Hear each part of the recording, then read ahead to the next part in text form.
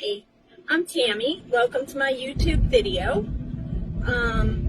I just want to introduce myself first. I am a newly certified end-of-life doula and grief coach, but I am not new to end-of-life or experience with hospice, palliative care, and end-of-life. I've been in the hospice field for over 20 years.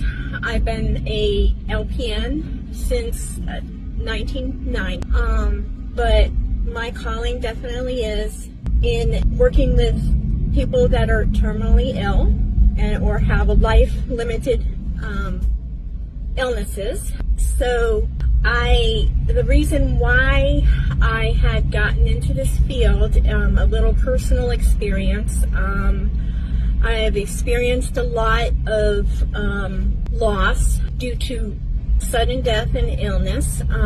My mother, when I was 14, had passed away from lung cancer. She was in intensive care for 3 months. She had young children, including me. And she died a horrible death, and it was not a death of dignity. So my family and I, shortly after the hospice movement came into existence, and we all volunteered for hospice. Well, that led me to realizing that I love taking care of people. So I went on to get my nursing license and worked in the hospital and some in a nursing home. Then I got into hospice.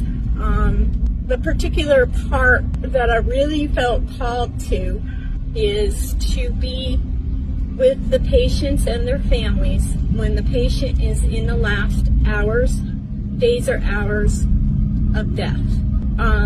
They're moving to today. There are many gaps in hospice care that the hospice staff can't begin to fill. They supplement care. They guide and direct the family. But I see that there are a lot of needs and open ends, if you will, when a family and a patient are experiencing the most difficult parts of their life. I have seen an elderly spouse trying to take care of their loved one in the last years, sometimes months, weeks, or days of life. And especially in that last part of life, it's like a marathon. It is not a sprint. I've seen whole families be exhausted from trying to take care of their loved one. They're scared. Depending on what hospice and how well educated that the family is by hospice, they can have a lot of questions that do not get answered because hospice can only do so much with the resources that they're given. And that's where the end-of-life doula comes in. Now, there are many things that an end-of-life doula does that can really, really help the family. Now, first of all, I am a nurse, but I can be a nurse when I am in the role of a doula. I cannot give medication, even though I have for years. I cannot do wound care. I could not do certain types of treatments because I am not licensed in that role to do that.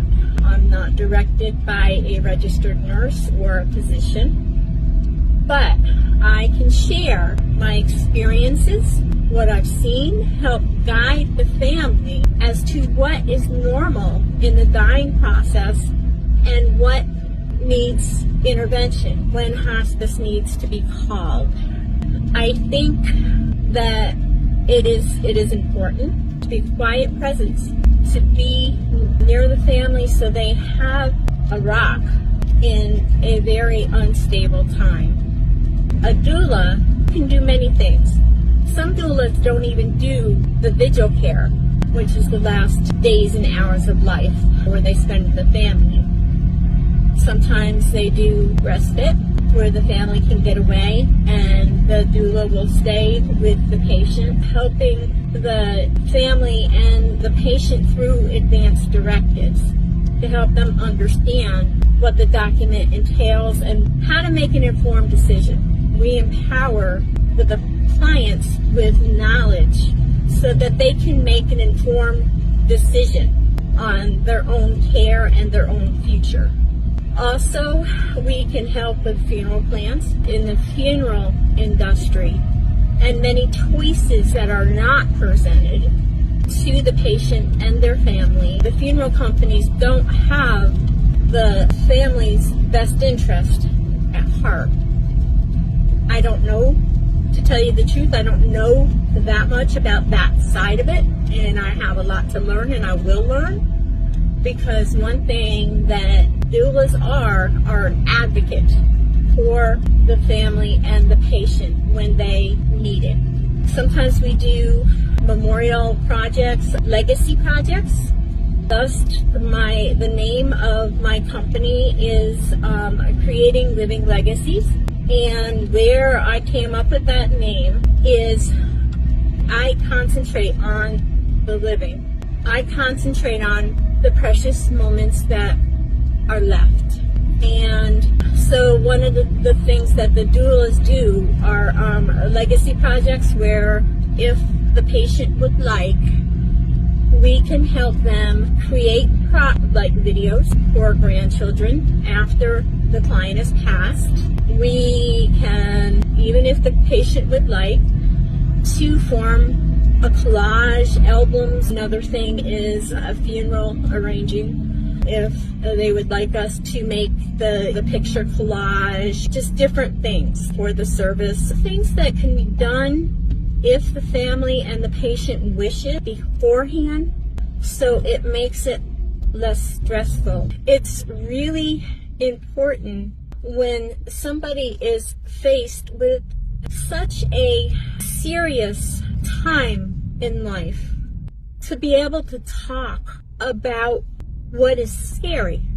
I think to talk about the elephant in the room with a mediator, with a person that is objective, that can help start conversation. These things can be talked. The family will know how the patient feels, what they want in those last few days and hours of life, and what they do not want. Because so many times these things do not get shared, and the family's like, well, what did they want? And the thing is there might come a time where they can't verbalize what they want. And that's why it's so important to say these things ahead of time. So then later on, there's not a lot of regret.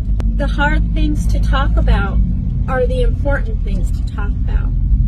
I had other losses besides my mom. I have ADHD, so you have to, I'm going to go around in circles, but my heart's in the right place, but sometimes, I get off on a rabbit trail. But anyway, I have 2 children and adult children, and their father passed away by suicide, my first husband. And I was working for hospice on and off all the way through their childhood. And it was a topic in our family about death and dying because of what I did. And thank the good Lord that it was talked about, because that part of it wasn't so hard. To talk about feelings, to talk about all those things was a tad bit easier in a really difficult time. And that comes to the grief coach thing. After somebody's loved one passes away, I provide a service that will walk along somebody who's grieving, be a listening ear. I have had a lot of loss in my own life. My mother passed away, like I said, when I was 14. My brother passed away when I was 12. And I had my husband who passed away when I was 39. I had lost a baby in pregnancy. I cannot say that I will understand everything that a grieving client is going through. grief is different with every person, as unique as every fingerprint. But I can say that I understand some of the intensity in the various relationships that I've had with family members, enough to say that I can stand by you, and I made it through this, and you have strength and resilience that you don't know you have right now. I leaned on my faith. That's where my strength and resilience came from. And so I think it's important to help people to realize that no, life isn't ever going to be the same again. But there can be a new kind of normal. You can live, to start with, in honor of your loved one. And you can go from grief to gratitude, to be thankful for the life of the person that you're grieving. I just wanted to share all of that with you.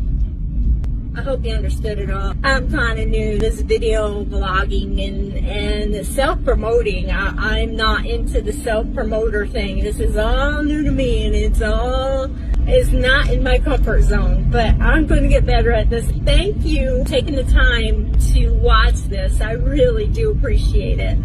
Hopefully I'll be able to get some comments, and I might be able to answer if I can, and if I can't, then I will get somebody who can answer. May God bless you, and my contact information is on my YouTube. Feel free to contact me. Thank you so much. God bless.